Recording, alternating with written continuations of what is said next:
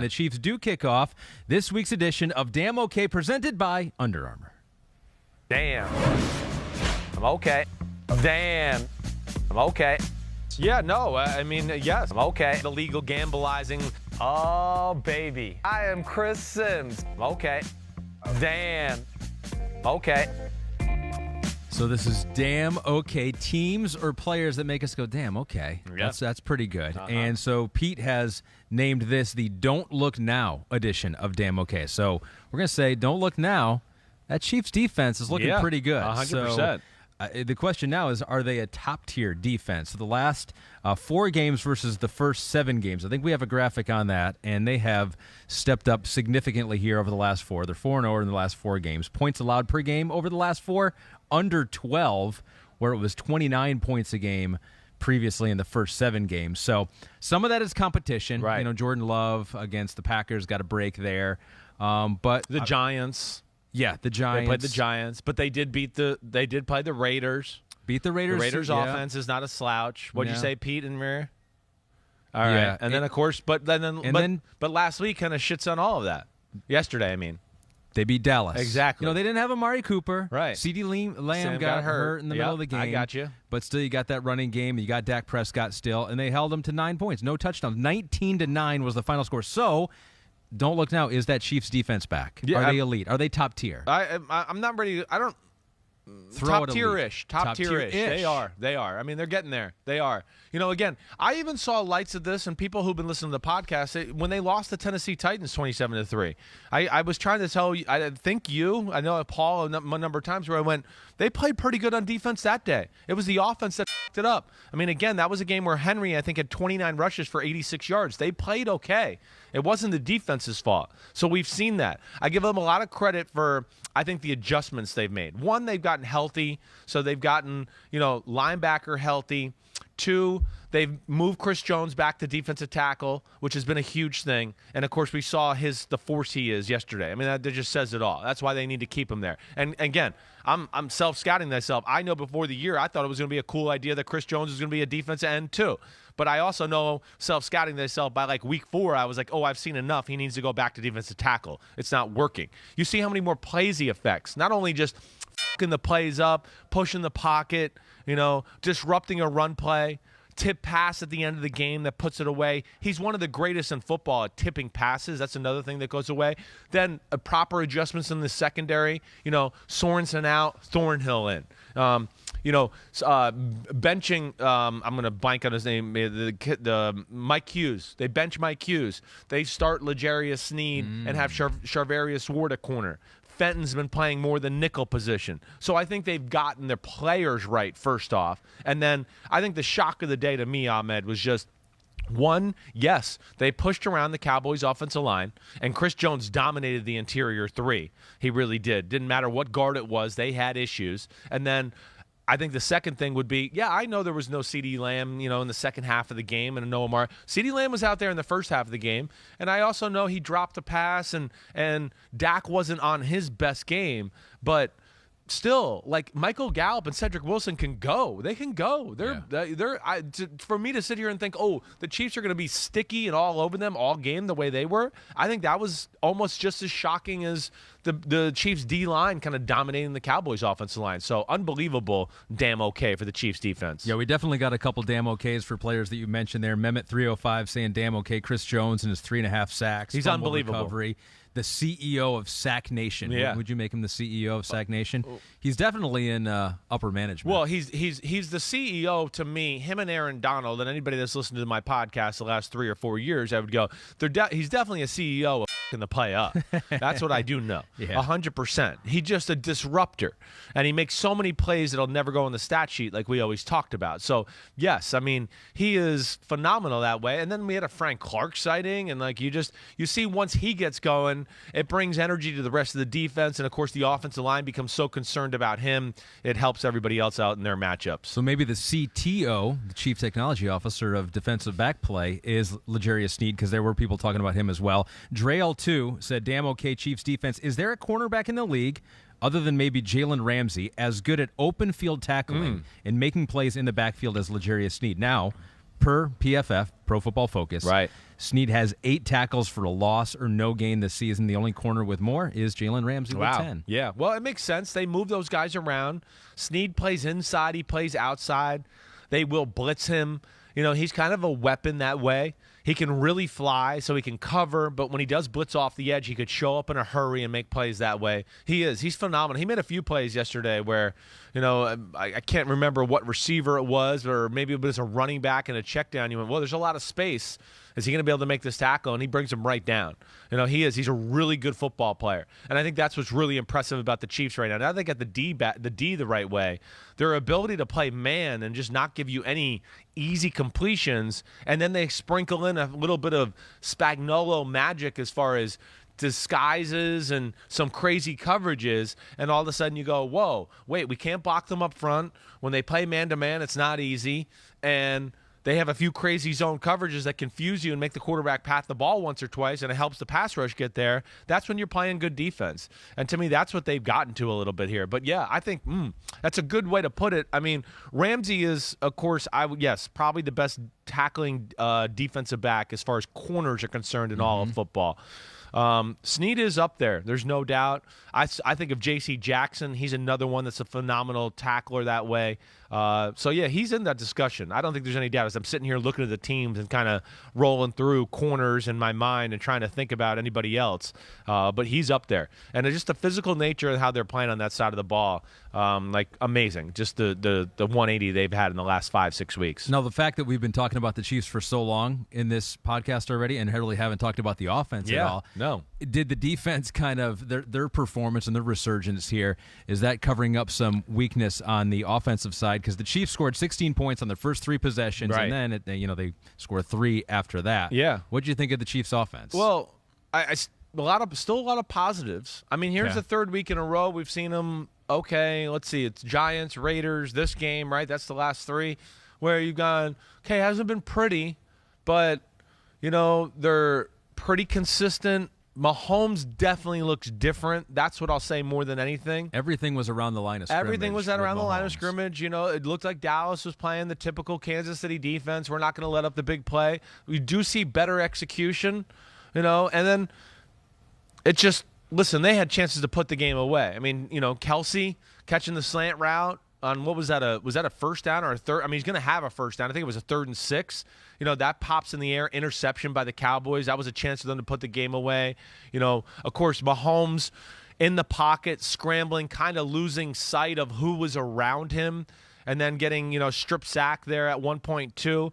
And I believe that was that Micah Parsons who got that one? Because, I mean, talk about a freak show. That guy's a freak show. I mean, that's the other point He's of a this freak game, show. is that he's unbelievable. I didn't mean to just go down like a right-hand turn there, but he's one of the best defensive players in football already.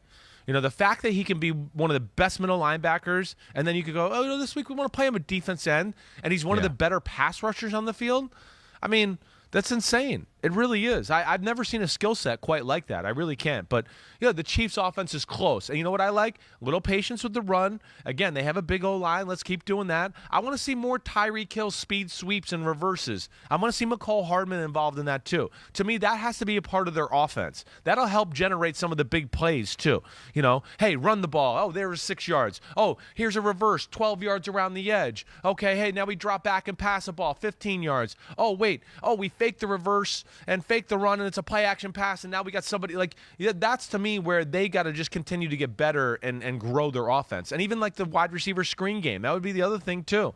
Add that to the mix. There just has to be a little bit more going on around the line of scrimmage to open up the big plays again. But I do like what I've seen from the Chiefs. At least it's going in the right direction. Yeah, not all pretty on the offensive side for either team here, but both teams walk away from this game in first place in their respective divisions. Kansas City 7-4, Dallas is 7-3. They are, though, just a couple games, 2.5 games here, it looks like, ahead of a team that is charging hard. The Dallas Cowboys on their heels, the Philadelphia Eagles. They defeat the Saints 40-29. Yeah. So damn okay. Damn okay. Don't look now, but the Eagles, do they have the best running game in the NFL right now? Well, it's in that discussion. Let's see. I mean, when I think about, running games right now that are the best in football, The Patriots are in that conversation. The Eagles are in that conversation. The Colts are in that conversation. And the Browns, yes. The Browns, to me, they give up on it a little too quickly at times, but I would say those are the teams to look at. Yeah. The hottest one in football, the hottest two in football right now are definitely the Patriots and the Eagles. They just dominate people. And the again, way that they do it with multiple players, I think they do it differently. Because you think of the Ravens, but you think that's all on the shoulders of Lamar. Right, for the most That's part. what I mean. Lamar's, the Ravens are statistically up there, I'm sure, in the rushing offense, but it's not. A good running offense, quarterback runs are cool, but you got to be able to run the ball the traditional way too. And that's where the Eagles can do that. And then they have the Jalen Hurts aspect that makes a double whammy. And I've broken them down a little bit, Ahmed, on some Wednesday podcasts lately. Hey, I know I've said this a lot. They're playing the right way for their football team. They have one of the biggest, most overpowering offensive lines in football. And, if the Saints can't stop them, then nobody can. That's what I want to say. There was a question on that. Dr. Professor Horn says, are you sold that the Eagles can run on anyone now at will that they've run for over 200 against the Saints? Yeah, I am. They can do this against any team in the NFL. Yes. If you can do it against the Saints, you can do it against anybody. Wow. Yeah, the Saints have more big dudes on the defensive line. This is one, I picked the Saints to win a close one because I was just like, I don't know if the Eagles can do it against this group. I just did not expect it to that capacity. But, I think with the fact that they're patient with it, they got inside zone run plays that they're really good at. They have a few where they pull the center and pull a backside tackle. That's really cool. And you sprinkle that in with the read option and a design quarterback run every now and then, and you got defenses in a tough spot, let alone that usually leads to some one-on-one matchups on the outside, and they got receivers that can beat one-on-one coverage. And that's where I go, when you talk about the NFC and that playoff picture right now, I know Minnesota's 6, New Orleans is 7. They're both 5-5. 49ers are 5-5. Eagles are 5-6. I look at the Eagles and San Francisco, I think, to be the two dangerous teams there. Yeah. I think I would take them to win the matchup against Minnesota, New Orleans, or even Carolina. I would favor those two teams, I think, over the rest. To speak to how impressive this was for the Eagles once again against the Saints team that did have the NFL's best run defense entering the game with just 73 rush yards allowed per game. So the Saints have allowed 220 or more rush yards just twice since 2014. One was yesterday versus the Eagles. Yeah, is one last year against the Eagles too? The other one was last season versus the Eagles as well. Right. So there's a matchup issue. The Eagles, again, why they won the Super Bowl 4 years ago, and again, why they were able to go to the playoffs 3 years in a row because of that, was they're big. They're a big physical football team. And you break down that offensive line when you get to Lane Johnson and Kelsey and then Mailata and now Landon Dickerson at left guard. They got 4 out of 5 where you go, they're true ass kickers there. So you make mistakes and throw interceptions on early drives like Trevor Siemian did, give them a short field and the way they're running the football right now, it's going to be tough to beat the Philadelphia Eagles. The Saints without Kamara, without Armstead, without Ramczyk in this game. You got Trevor Siemian at quarterback. How worried are you about them? Well, it's like, what is this, 3 weeks in a row where there's no offense until the last quarter of the game. I think that's what concerns me a little bit. It's hard for them to generate points or yards at all in the early parts of the football game. So I think that's where I'm concerned, and that's where I go all right, cool, Trevor Siemian's cool, but when might we see Taysom Hill here at some point? To me, and I've heard Taysom Hill's maybe a little banged up, and that's part of the reason maybe he's not in this conversation a little bit more. But they need some other advantage on the offensive side of the ball right now. And just a straight back drop passing game with Trevor Siemian and a bunch of receivers who are young and underwhelming and figuring their way out.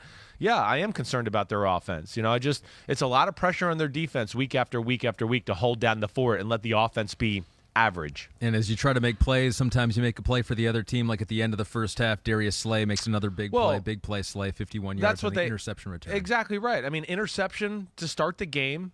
Down, and I can't remember who that was that intercepted it. It was the linebacker, 57, Edwards, I believe. So he has that interception, which leads to a touchdown. Yeah, you throw a pick six at the end of the half. That's 14 points. Again, It's 27-7 at the half. You take that away and go, oh, it's 13-7. Yeah, it's a different football game. I know that's not like apples to apples, but yeah, those are huge mistakes, no doubt about it. T.J. Edwards, thank you, Pete Demolitis. So some big plays on defense for the Eagles. The running game over 175 yards for the fourth straight game. First time the Eagles have done that since 1950. But they did not have one guy run for 185, as you see there, what the Eagles have done here the last 4 weeks, beating up on the Lions, beating up on the Chargers, running all over the Broncos, and now doing it against the best run defense in the New Orleans Saints. Yeah. So that's impressive. So was Jonathan Taylor for the Colts. Damn okay, and don't look now edition. Don't look now, but is Jonathan Taylor, with Derrick Henry on the sidelines, currently the best running back in the NFL? Yes. I think it's him and Nick Chubb. I would go it's one of those two.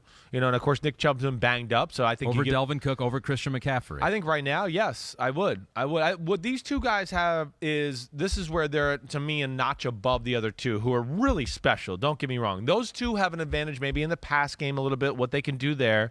Yeah, in the open field, they can make you miss and break ankles. I don't think you can really put McCaffrey in that class as of right now, just because he hasn't played enough football, in my opinion, over the last 2 years. But I know what you're saying. But where Chubb and Taylor are different to me is straightaway speed. They're every bit as fast, or if not faster, than Cook and McCaffrey. So they can break the 80-yard run just like they can. And then they're bigger people. So, as you saw yesterday, Jonathan Taylor can make a lot of runs where it's between the tackles and somebody hits him and he runs for another 5 yards and then somebody else hits him and then he goes down. You go, well, damn, he got 12 yards after contact there. I mean, it was a little hole, I get it, but once he gets some steam, watch out. And, he's making Jersey proud right there. Jonathan Taylor, man. It's Jersey made. He's playing awesome. And, again, not that I'm good at picking games, but one thing I know I'm good at is evaluating teams and saying what you should do. And I think Frank Reich, I want to go, I'm just thanks to him. I've been sitting here, I think Pete would tell you, run the damn football, Colts. That's when you're best. Again, they have an O-line that's very good. They have some good creative run game design, and then the best player on their offense is the running back. So let's get him the ball a lot, and that was awesome. Yeah, Frank Reich said on SiriusXM Radio on Thursday, he goes, Jonathan Taylor, an amazing player, an amazing person. Right now, the workload that he's getting, we don't feel like he's overworked. No. In fact, a lot of people telling me I should he's give it to under. him even more. Yes. That might be that's a call out to Chris Sims right there. Hopefully he's listening every now and then. Do you have his number? I do have Frank Reich's number. I do, but I'm not You texting haven't him or texted calling him. him. No, that wasn't you. I promise you. I promise you that. No. He goes, we give it to him somewhere around 18 to 20 times a game as far it's as got to be carries. more right now. He goes, I'd like to build that. I'd actually like to see it increase. That's what he said on Thursday. Yeah. Then he runs 32 times, 185 yards, 5 total touchdowns when you add the receiving one in there. But Karan T0078 says, damn okay, Colts offensive line. Yeah, got to give that's some it. love there, who are finally playing to their potential and making Wentz and Taylor's jobs easier. Yeah, that's right. I mean, Eric Fisher's healthy. He's playing better. I know Quentin Nelson got banged up yesterday a little bit. Somebody fell on his leg or foot. I hope he's okay because, he's finally healthy or was going into this game somewhat healthy. So, yes, their offensive line, again, a little what we just talked about the Eagles or what we talk about with any good team. It's what's the unit that's special? What's the unit that's being paid a lot of money? That's how you connect dots to go, wait, one, is that area performing well? Oh, they're not? Then they've misallocated their money. Or you go, wait, going the strength of the team, are we taking advantage of everything that it has to give us there? And that's where I would get to Frank Reich and go, no, there was some games there where they got a little too pass happy. It was too hey, let's let Carson drop back again. And I want to go, damn, you're gashing them in the run game. What the hell? Don't give up on it. So, to me, it makes sense for them. It makes sense for Carson Wentz. T.Y. Hilton hasn't been 100%. There's no Paris Campbell, so they're not going to be able to get the deep pass plays maybe to the capacity they want to. They got to keep running the football the way they are because it's the best thing they do on their football team. So I was glad to see that. I mean, so the patience in the run game and then the Jonathan Taylor touchdown catch where they faked the run to him, and he went out the back door. I mean, see, that to me is where Frank Reich is really good. He always has a few plays every game where I go, man, that was creative and smart. And he saw something on film where they lose track of that guy. So not only to draw it up, but to know when to dial it up. Very special that way. And they had it rolling, and, of course, Buffalo was shitting all over themselves, messing things up. Well, that's the head-scratcher part of the game. Our good friend Corey Juskowitz says, Josh Allen throws lasers every week. Why did it seem like the rain and the wind really affected him yesterday? Yeah, well, you grip the ball hard, you're throwing the ball hard in slippery, wet conditions. It's hard to control the football. It is. And what's hard for them is they don't have anything else to rely on other than him throwing the ball hard and lasers all over the field. See, this is where, again, I know I've been beating the drum about this, but maybe everybody will finally realize the Bills' offense isn't as good as the statistics say. It's a fabrication. It's a mirage. It's one guy. It's one guy with a sprinkle of Stephon Diggs in there. And that's just not sustainable right now. And, yeah, he lost control of the football, made some bad decisions, and, hey, the game got out of hand. Listen, Colts go down and score. Buffalo drives back. He throws the interception in the fringe field goal area down the middle of the field. Well, Colts go down and score again, 14-0. Then I know it's let me see if I got this right. Buffalo goes down and scores. It's 14-7. Colts put together an ugly field goal drive, and then Isaiah McKenzie on the next kick return trips and falls on himself and fumbles the ball, and that leads to another touchdown for the Colts. So it's 24-7. And, again, like we've talked about in the NFL, one team playing good and you make a mistake or two, you're find your ass blown out in a hurry in the NFL. And that's what happened to Buffalo. And here's the last thing I'll say about Buffalo. Buffalo's defense, really good. We know that. Really well coached. But the one reason I thought the Colts could beat them, it was one of my best bets. I chickened out on just picking them to win, but it was one of my bets. Was the Colts are a little like, if they stay patient with the run, I have felt like they could do what the Tennessee Titans did to Buffalo, where they have to just commit so much to stopping the run and being overpowered there and putting people at the line of scrimmage. Then it leads to a handful of easy completions in the pass game. But the Buffalo Bills defense is not real big up front, and yeah, then no Star Lotulelei yesterday, and that hurt them, and they were pushed around easily. It's hard to say. Sorry, I feel like I talked a lot there. You look at the Bills' record 6-4. You look at the Colts' record 6-5. It's really hard to say that the Colts have not passed the Bills. They're probably better complete as football. a better team, complete football team. Definitely. Power rankings, however you want to put it. Agreed. Certainly had the best offensive player in this game, which takes us to PointsBet. Yeah. They got updated Offensive Player of the Year odds now, and Jonathan Taylor shot all the way up to the top of the list. Woo! He is now ahead, if you're watching on YouTube or Peacock, ahead of Cooper Kupp. He's ahead of Lamar Jackson, Tom Brady, Patrick Mahomes, Davante Adams. Then you got Deebo Samuel there. That to me is the guy right there where I go, wait, if we're talking non-quarterback offensive player of the year, yes, Jonathan Taylor and Deebo Samuel, I think, are the two most important to their offense. Both over Cooper Kupp. Well, Cooper Kupp is, I'm going to say he's third because I feel like McVay and Stafford, if they needed to have another guy take that role, it wouldn't be as big of a drop-off. I know it's not Cooper Kupp, but if like Van Jefferson had to take over that role or Odell does, they're still going to be able to function and go as an offense. So it sounds like Davante Adams might be third for you then. He might be even over Cooper Kupp, maybe. right? It's right around there, yeah. Adams is so important just because the way they feed him and everything's orchestrated around him in the pass game. Yeah. So, yes, but I look at Taylor and Deebo Samuel to be the most non-important offensive players in the game right now. I do. Again, Taylor, it's an attitude, his talent, his ability to keep them in good down and distance situations. Deebo Samuel, he's their best running back. He's unbelievable yards after the catch. To me, like those offenses couldn't be what they are right now without their two players, and that's where Jonathan Taylor's special. And I mean, listen, Ahmed, you talk about the Colts. They've won 5 out of the last 6. Yep. They've won 6 out of the last 8, okay? And in the 2 losses, you'd go, they could have easily beat the Tennessee Titans in a game where Carson Wentz threw the, 360 interception in the end zone or left-handed interception. The Baltimore Ravens game they lost, they controlled the game. They blew it. So to your point, you're exactly right.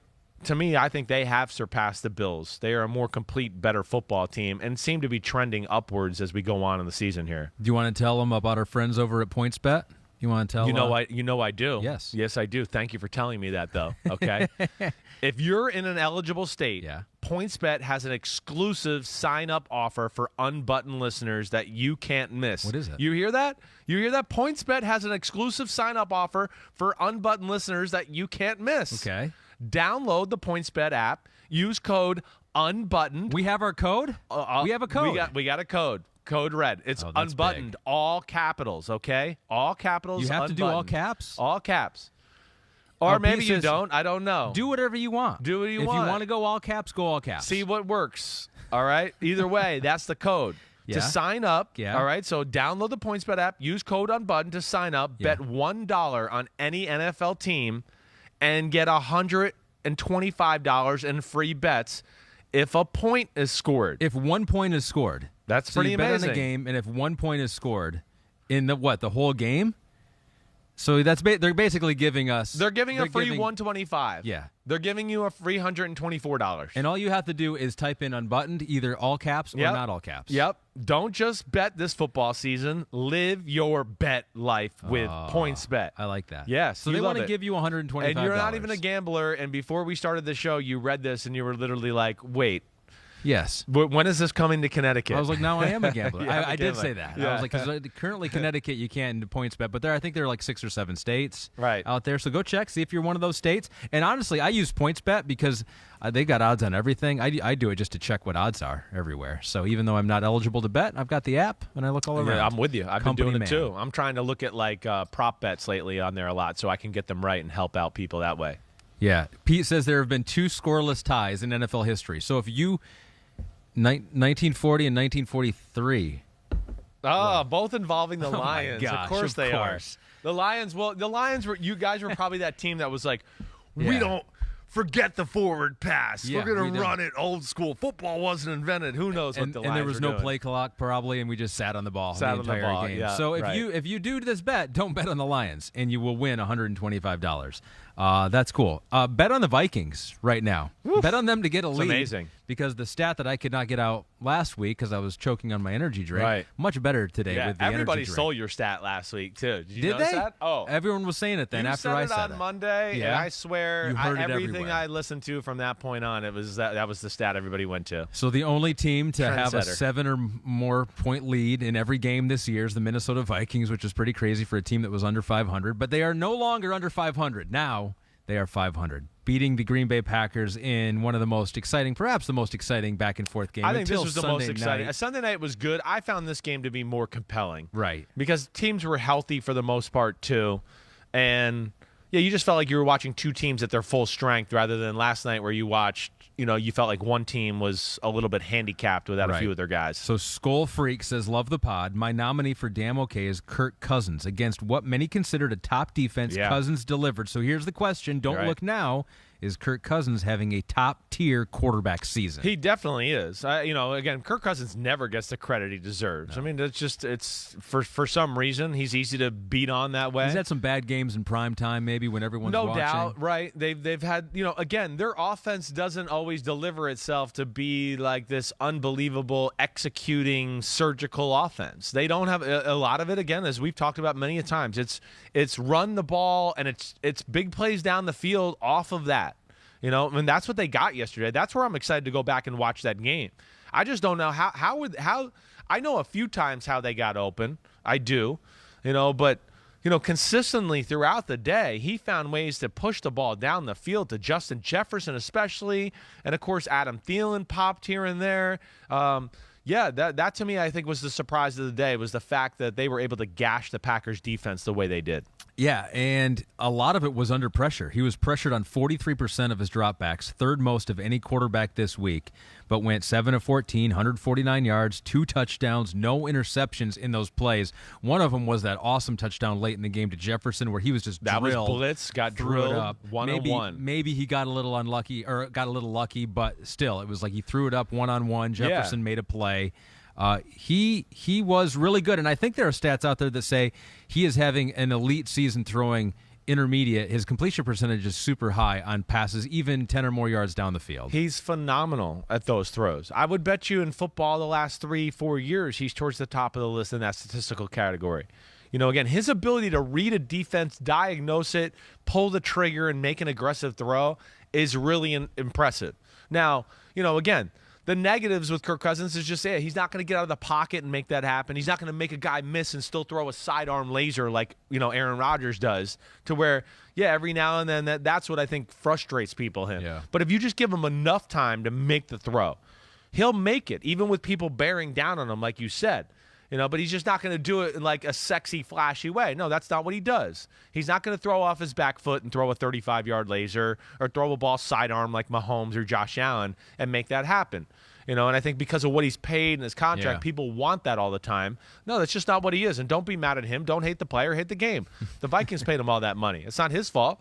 He just did what he did, and he used the system to his advantage. But amazing that way. Yeah. And, I think like – I think it was the first touch, or it might have been the first touchdown or the first big play. I think that set up the first touchdown for Minnesota. Dalvin Cook had a 1-yard run. It was a 6-play, 84-yard drive at the end of the first quarter. I believe that's the drive where he hit Justin Jefferson on like a corner route, and he got all the way down to the 1-yard line. And that to me was one of the plays where I think it sums up like kind of the question, or what you said a minute ago was, I think the Packers were trying to run blitz a little bit, so worried about Dalvin Cook. They were playing some, man behind it at times. At other times they were playing like a blitz zone cover 3. And it looked like they just ended up, having the right route combinations to where they got one-on-one matchups, or they confused the Packers with some different releases and how to cover it and how to switch it off in their zones. That was, to me, the thing that jumped out, and that's what I'm going to be excited about when I watch the film, to just see exactly what they did, because I did not expect that. Raul Del Toro 15 says, love the pod, damn okay, Justin Jefferson. Is it time to say he's the best wide receiver in the league already? Ooh. Well, best in the league. He's up there. Wide receivers one I got to go back and like look at right now a little, because there's some studs in the NFL right now at the wide receiver position. Do you want to go there? Would you take him over Devontae Adams right now? Like, I would, yes. I know you would. I know I'm in the minority there, but I look at him and go... You've been a noted Devontae Adams hater for a long time. Yeah, I know, exactly right. I'm a Devontae hater, I guess. It's official. I really respect what Devontae does. But, yeah, Justin Jefferson, to me, is bigger and he's faster. He's every bit as capable, if not more capable, with yards after the catch. So, yeah, I look at, like, again, to me, just this is not like trying to make a top list here. But where I do think we've come to is like the DeAndre Hopkins of the world have fallen down a little bit. All right. Okay. There's some other guys that have been mainstays, and I think like the Justin Jeffersons, the Deebo Samuels, the DJ Moores, the Terry McLaurin. I'm seeing a prototype here. The A.J. Browns, to me, have gone to the next level in the NFL. And nobody's considering them the top 5 receivers in football yet. And I want to go, no, they are. You're just not comfortable saying it because their team's not that good, or they're not like in an awesome offense to where it's just so smack in your face. Of course, I'm going to put Tyreek Hill still in that conversation. DK Metcalf? Maybe. Ooh. Yeah, I don't know. I don't know if I'm going to put him quite there. Who'd you say, Pete? Jamar Chase, I think, is very close into that conversation as well. Yes. So I think, like, again, those are some under the radar. These guys are way better than the public wants to give them at the wide receiver position. There's a changing of the guard. There's a changing of the guard. There's a changing of the guard, right. Like, hey, Pete said Michael Pittman Jr. Yeah, another guy's coming up the ranks there. I don't know if I'm going to put him in their class quite yet, but, yes, I think there is a little bit of a changing of the guard. That's a good way to put it. Well, you got Cooper Kupp. What he's Anybody doing else? out Yeah, in Cooper LA. Kupp, right. Exactly right. Am I missing anybody? I know there's a lot of good receivers out there, and I'm certainly not trying, but I'm talking about guys that are like, not looked at as top receivers in football, where I want to go, no, they are now. You're just not comfortable. I know Diggs is still really good. I got that. I'm giving you the guys that are under the radar, jumping on the scene, like right now. Devontae Smith might be doing that here by the end of the year too. You're seeing him pop more and more. But I think I hit on the guys I was trying to at least emphasize a little bit. And it's crazy they trade away Stephon Diggs and then immediately just replace him with Justin Jefferson. It's amazing. It really is. They did well with that whole transaction. What's even more amazing is and what makes me sad is it was Aaron Rodgers' best game of the year. So let's compare the two of them. I think Yeah. we got a comparison with Aaron Rodgers and Kirk Cousins here, where they were throwing the ball around. Pete says, look at the lasers here. Look at the lasers from Aaron Rodgers. All those touchdown passes deep down the field. Yeah. Yeah, you thought this was his best game? I did. I thought just when you look at it, just as far as like the throws he made and the importance they had to the football game, the moments where you go, oh, man, they need a big play, they need a big throw. He delivered almost every time as the game went on. Of course, they got down early. They weren't able to run the ball with like great effectiveness yesterday. And I thought it was him and just some absolutely exceptional Aaron Rodgers type throwing that, gave them a chance to win that football game. And, it was one of those days where you're like, well, if he gets the ball last, they're going to win. Unfortunately, he threw a one-play 75-yard laser that gave the Vikings 2 minutes to go down and score and end the game. Yeah, both those teams had like two possessions that were the last of the game. It seemed like it was going to be, and then it was like they all scored too fast. Yeah, it was a fun game. I think it was the funnest game of the day, though. I'm with you there. 148 passer rating for Rodgers in the game. He had been 31-0 in his career when he had a passer rating above 132. So the first time he lost playing that well. Orion Cheselwa said, hey, guys. What's up, Orion? I was wondering if body expert Chris noticed anything different about Rodgers' movement in the loss to the Vikings. Still made a few highlight plays on the move. How much of a concern is that toe going forward, given Mahomes' struggles with a toe injury late last year? So he's got a toe injury, Rodgers. That he says is really bothering him. Said it's going to be bad next week. Right. Then he's got, I think they have the bye then, and so then it could heal up and feel better. But he said it was very painful. Did you notice anything? I can't say that I did. Right? I can't say that I did. And again, I can't say that I remember seeing him just totally sprint like, oh, wait, the pocket collapsed. Let me go run for a first down. Right. I can say, though, of course, just in the pocket and stuff, I didn't feel like I saw any hindrance there. And then, arguably the throw of the day to DeGuara for the touchdown that made it 16-10. I mean, he scrambled to his left, and, I'm not going to say he was at full speed, but he was running at a good speed. And he throws the ball from about the 25-yard line. And DeGuara is like 5-6 yards deep in the end zone. And just right-handed. I mean, it's like he didn't even turn his body all the way. And he just, he's unreal. I don't even know how to say it. Yeah. The ball went 6 feet off the ground for 30 yards, running to his left without torquing his body. And you're just like, what? How does that do that? And I'll use what Drew Brees has said to me many times this year already about Aaron Rodgers. He just the thing he loves to say, he's a biomechanical freak. That's what he says. Yeah. He's a biomechanical freak. Yeah. His ability to transfer power from the ground to his arm and, just be in awkward positions and still to throw. He's like, there's nobody like him. And you know me. You don't have to tell me that. I'm sitting over there when Drew says that. I'm like, I know. I know. Tell me more. Yeah. And somehow he didn't win this game. And Mike Zimmer was able to figure him out again. Since 2014, that was Mike Zimmer's first year in Minnesota. Rodgers just 7-6-1 versus the Vikings. So Zimmer, after the game, ran over and said, I own you. That's what he said. No, he didn't do that. He said, discount, double check this. Yeah, exactly. Eat it. Something along those lines. I will say that Zimmer, their defense is not great, but when they can get you into, wait, you can't run the ball as good as you want to run the ball, and now I got you throwing the ball a little bit more than you want, he could be a pain in the butt that way. And I think, Green Bay has, had years where they've been a little bit too Rodgers one-dimensional and need to rely on that. So, Zimmer's one of the greatest secondary coaches in the history of football. You play that style, he'll give you an issue. I don't care who you are. Last note on this game, bad news this morning, confirming that Jenkins tore his ACL.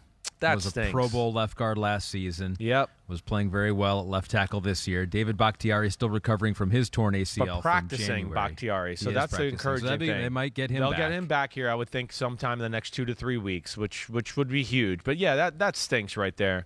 Because, again, we've talked about it a lot this year. The Packers have a toughness about them, to me, that they haven't had in years past. And I think it is because of guys like Elgin Jenkins and company. So that's a shame to see. Yeah, saw the play. Their ACLs need to get the message. Toughen up, ACLs. Oh, this is man. a tough team with tough players. Yep. Step up. So that's bad news there. Bad news. Hopefully a good recovery, quick recovery for him. No doubt. Hi, I'm Mike Tirico, and thanks for watching. Make sure to hit subscribe for the latest news and highlights from NBC Sports.